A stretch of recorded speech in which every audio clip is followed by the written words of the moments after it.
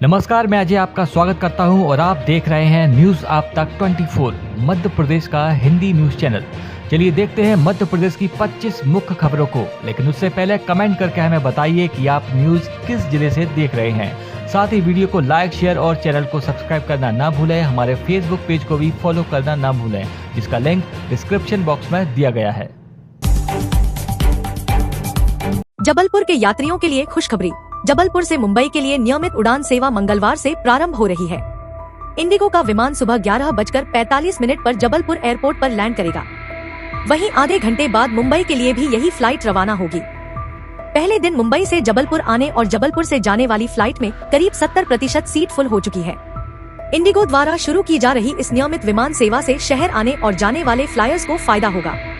लंबे समय से मुंबई के लिए नियमित विमान सेवा प्रारंभ करने की मांग हो रही थी। इस सेवा के प्रारंभ होने से इस रूट पर फिर से 2 विमान सेवाएं हो जाएंगी, जिसमें एक साप्ताहिक है। इस विमान सेवा के शुरू होने के बाद लंबे अरसे से प्रतीक्षित मुंबई की नियमित उड़ान शुरू हो गई है। भोपाल में नर्सिंग घोटाले को लेकर कांग्रेस का प्रदर्शन शुरू।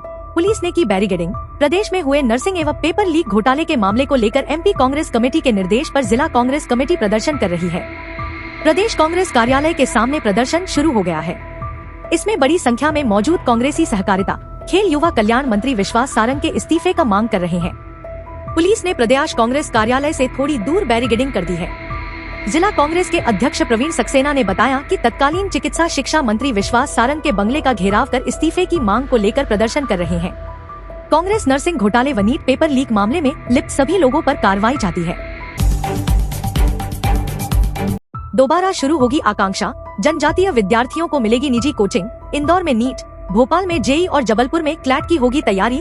कोरोना काल में बंद हुई आकांक्षा योजना को प्रदेश सरकार दोबारा शुरू करने जा रही है। इस बार योजना के तहत अनुसूचित जनजाति वर्ग के विद्यार्थियों के लिए अलग अलग शहरों में अलग अलग विषय की तैयारी करवाने की तैयारी है। बता दें कि यह योजना 2018 से 19 में जनजातीय विद्यार्थियों के लिए शुरू की गई थी। इसमें अनुसूचित जनजाति वर्ग के विद्यार्थियों को विभिन्न प्रतियोगी परीक्षाओं की तैयारी शासन की ओर से कराने का प्राविधान किया गया था, लेकिन कोरोना काल में योजना बंद हो गई। अब उसको शासन के निर्देश पर फिर से शुरू करने की तैयारी जनजातीय कार्य विभाग ने शुरू कर दी है। इसमें जनजातीय विद्यार्थियों को मेडिकल, इंजीनियरिंग और कानून की राष्ट्रीय स्तर की प्रतियोगिता परीक्षाओं जेई, नीट और क्लैट की तैयारी करवाने के निःशुल्क कोचिंग दिलवाई जाएगी। एमपी बोर्ड के 9वीं कक्षा में नामांकन के लिए समग्र आईडी जरूरी। 30 सितंबर तक होंगे नामांकन। एमपी माध्यमिक शिक्षा मंडल ने 9वीं में विद्यार्थियों के नामांकन में समग्र की अनिवार्यता को इस बार फिर से कर दिया है। ऑनलाइन नामांकन आवेदन में अब टीसी रजिस्टर के आधार पर भरी गई जानकारी के आधार और समग्र आईडी में उल्लेखित जानकारी के आधार पर नामांकन होंगे। 9वीं के विद्यार्थियों के नामांकन आवेदन पत्र भरने की अंतिम तिथि 30 सितंबर तक है। ग्वालियर में बिल्डरों ने काटे 500 पेड़, वहीं कर रहे निर्माण। एनजीटी से शिकायत।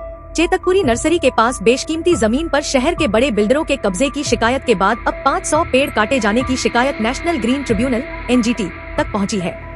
इसमें बताया गया है कि करोड़ों की बेशकीमती शासकीय नहर, बाग, उद्यान की भूमि ग्राम ललितपुर तहसील व जिला ग्वालियर के भूमि सर्वे क्रमांक 243, 244, 245, 246, 247 और अन्य शासकीय सर्वे नंबरों की भूमि को अतिक्रमणकारियों व भूमाफिया द्वारा हरे भरे लगभग 500 वृक्षों को बिना नगर निगम की अनुमति के काटा गया है। इस मामले में कड़ी कार्रवाई की मांग की गई है। वहीं प्रशासन की जांच टीम यहां कब्जे के मामले में पुराने रिकॉर्ड को खंगाल रहा है, लेकिन जांच में सुस्ती दिख रही है। गर्मी में बिजली का उपभोग 40% तक बढ़ा। उपभोक्ता बढ़े बिल से परेशान। जून माह में नागरिकों के घरों में बिजली बिल पहुंचने के बाद शिकायतें भी बढ़ गई है। ज्यादातर उपभोक्ता बिजली कंपनी पर अधिक बिल भेजने की शिकायत कर रहे हैं। उपभोक्ताओं को संदेह है कि बिजली कंपनी ने टैरिफ दरें बढ़ा दी है या फिर गलती से ज्यादा बिल जारी किए हैं। हालांकि बिजली कंपनी इसे लंबे चले गर्मी के मौसम और बढ़ी हुई खपत का असर बता रही है। जून माह में लोगों के घरों में पहुंचे बिजली बिल आम तौर पर हर माह में आने वाले बिल से 1.5 से 2 गुना है। तमाम छोटे बड़े उपभोक्ता इस बारे में शिकायत कर रहे हैं। बिलों में सुधार के आवेदन भी लगातार बिजली कंपनी के जोनों पर पहुंच रहे हैं। मध्य प्रदेश विधानसभा का मानसून शुरू। कांग्रेस विधायकों ने नर्सिंग घोटाले को लेकर किया प्रदर्शन। मध्य प्रदेश विधानसभा मानसून सत्र की शुरुआत हंगामेदार रही। विधानसभा में नर्सिंग कॉलेज घोटाले को लेकर हंगामा। कांग्रेस के सदस्यों ने स्थगन प्रस्ताव पर चर्चा करने की मांग उठाई। नेता प्रतिपक्ष उमंग सिंघार ने कहा कि यह लाखों बच्चों के भविष्य से जुड़ा हुआ विषय है। मंत्रियों और अधिकारियों ने गड़बड़ी की है, इस पर काम रोककर चर्चा कराई जानी चाहिए। वहीं सरकार की ओर से संसदीय कार्य मंत्री कैलाश विजयवर्गीय ने कहा कि नियम यह है कि जो विषय न्यायालय के समक्ष विचाराधीन होता है उसे पर सदन में चर्चा नहीं कराई जाती है। इस पर नेता प्रतिपक्ष में कहा कि हम उसे विषय पर चर्चा ही नहीं कर रहे हैं। नर्सिंग काउंसिल को लेकर कहीं कोई रोक नहीं है। सरकार ने नियमों में बदलाव कर मंत्री और अधिकारियों को नियम दे दिए, इसके कारण भारी भ्रष्टाचार हुआ है। आपके सेविंग अकाउंट में कितने दिनों से नहीं हुआ ट्रांजैक्शन, आज ही जांच लें, क्योंकि पीएनबी ने दिया है यह झटका। यदि आपका खाता पंजाब नेशनल बैंक में है तो यह खबर आपके लिए काफी अहम है।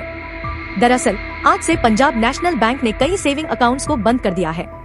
इनमें वे खाते शामिल हैं जिसमें 3 साल से कोई ट्रांजैक्शन नहीं हुआ है। पंजाब नेशनल बैंक ने 3 साल से इनएक्टिव अकाउंट्स को बंद कर दिया है।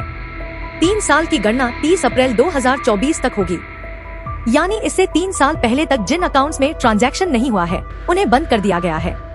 इसके साथ ही ऐसे अकाउंट जिसमें 0 बैलेंस है उन्हें भी बंद किया गया है।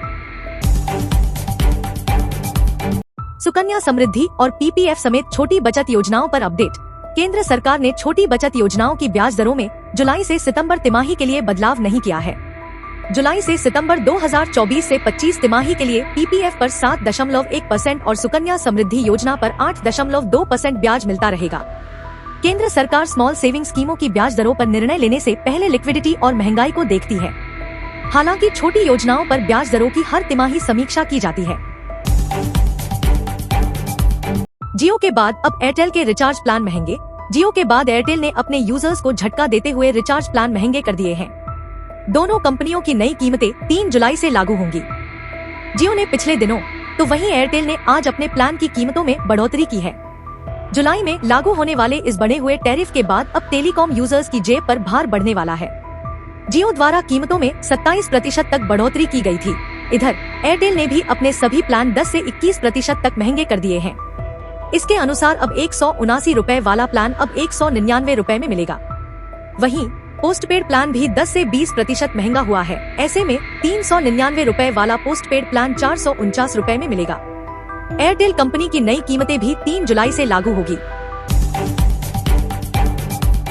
मालवा निमाड़ और चंबल क्षेत्र में मेहरबान है मानसून। सामान्य से अधिक हो चुकी है बारिश। प्रदेश में इस सीजन में पश्चिमी क्षेत्र में मानसून की बारिश अधिक हुई है। विशेषकर मालवा निमाड़ और चंबल क्षेत्र में मानसून मेहरबान है। यहाँ रुक रुक कर बारिश का सिलसिला जारी रहने से अधिकतर जिलों में सामान्य से अधिक बारिश हो चुकी है। मालवा निमाड़ में सामान्य से 87% और भिंड में सामान्य से 86% अधिक बारिश रिकॉर्ड की गई है। ग्वालियर में जर्जर सड़कें बन रही जलभराव का बड़ा कारण मानसून के आगमन की अधिकृत घोषणा हो चुकी है और कुछ ही घंटों की वर्षा में शहर में जल जमाव से बुरे हालात हो गए। इसके पीछे एक तरफ जहां नालों की सफाई समय से न होना बताया जा रहा है, तो इसका एक दूसरा बड़ा कारण है शहर की टूटी हुई सड़कें। वर्षा का सीजन शुरू होने से पहले जब सड़कों पर पैच रिपेयरिंग कराई जानी थी, उस समय आचार संहिता लागू होने के कारण गड्ढे भरे नहीं गए। अब यह गड्ढे आगामी अक्टूबर माह तक वाहन चालकों और राहगीरों के दर्द का कारण बनते रहेंगे। इसका कारण है कि इंडियन रोड कांग्रेस के नियम के मुताबिक मानसून का सीजन बीतने पर अक्टूबर माह से ही सड़कों का निर्माण शुरू हो सकेगा। जुलाई में 12 दिन बैंकों की छुट्टियां, देखें आपके शहर में कब रहेंगे बंद। जून का महीना खत्म होने जा रहा है, इसके बाद जुलाई माह शुरू होगा। इस महीने में कई दिन बैंकों का अवकाश रहेगा। भारतीय रिजर्व बैंक ने बैंक हॉलिडे की सूची जारी की है। ऐसे में अगर बैंकिंग से जुड़ा काम है तो समय से पहले निपटा लेना चाहिए। आरबीआई की ऑफिशियल वेबसाइट पर जारी बैंक हॉलिडे कैलेंडर के मुताबिक जुलाई महीने में 12 दिन बैंकों में कामकाज नहीं होगा। इसमें अलग अलग प्रदेशों में होने वाले त्योहारों की छुट्टियों के अलावा 2 शनिवार और 4 रविवार की छुट्टियां शामिल हैं।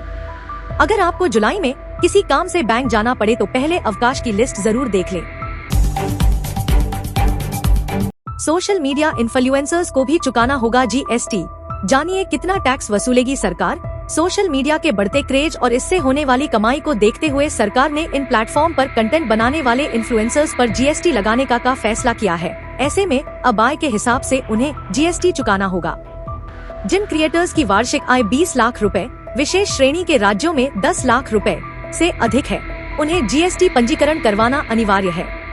सामान्यतः डिजिटल कंटेंट और विज्ञापन सेवाओं पर 18% GST लागू होता है। यह दर समय समय पर सरकार द्वारा संशोधित की जा सकती है। एयरटेल, जियो और वोडाफोन आइडिया यूजर्स ध्यान दें, 1 जुलाई से बदल जाएगा सिम कार्ड से जुड़ा ये नियम। अब सिम कार्ड को लेकर एक बड़ा फैसला लिया गया है। TRAI ने यूजर्स की सुरक्षा को ध्यान में रखते हुए नियमों में बदलाव किया है। 1 जुलाई 2024 से सिम कार्ड से जुड़े नियम बदलने जा रहे हैं। ट्राई ने मोबाइल नंबर पोर्टेबिलिटी नियमों में बदलाव का फैसला किया है। सिम स्वैप फ्रॉड को रोकने के लिए यह नियम लागू किया गया है। आइए जानते हैं आखिर क्या है ये नया नियम। अगर सिम कार्ड चोरी हो जाए या क्षतिग्रस्त हो जाए तो आपको कुछ समय तक इंतजार करना पड़ेगा। पहले सिम कार्ड चोरी या डैमेज होने पर स्टोर से तुरंत नया सिम कार्ड मिल जाता था, लेकिन अब इसका लॉकिंग पीरियड बढ़ा दिया गया है। अब ग्राहक को 7 दिन का इंतजार करना होगा, जिसके बाद ही नया सिम कार्ड मिलेगा। धोखाधड़ी को रोकने के लिए TRAI ने यह फैसला लिया है। कई मामलों में सामने आया है कि सिम कार्ड चोरी होने के बाद दूसरे सिम को चालू करवा लिया गया। इसके बाद घटना को अंजाम दिया जाता है। अब ऑनलाइन स्कैम को रोकने के लिए यह फैसला लिया गया। इस संबंध में ट्राई ने 15 मार्च 2024 को अधिसूचना जारी की थी।